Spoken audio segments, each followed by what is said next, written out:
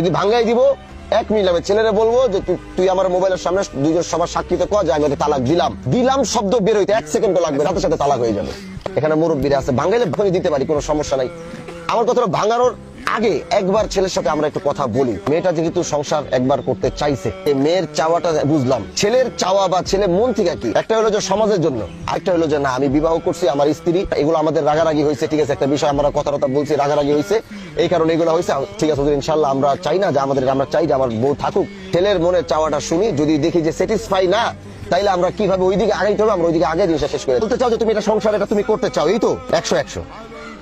আচ্ছা শোনো, আরেকটা কথা বলি। আল্লাহ যখন এই পৃথিবীর বুনিয়াদ শুরু করে, তখন আদম আলাইহিস সালাম আর মা হাওয়া তারা কিন্তু বাবা মা ছিলেন না, স্বামী স্ত্রী ছিলেন। এই পবিত্রতা বা এই যে বন্ধন, এটা পৃথিবীর অন্যতম একটা বন্ধন। এই বন্ধনকে ইসলাম বলছে, এটাকে যত চেষ্টা করো, এটাকে জোড়া লাগাও, এটাকে ভাঙানোর চেষ্টা করো না।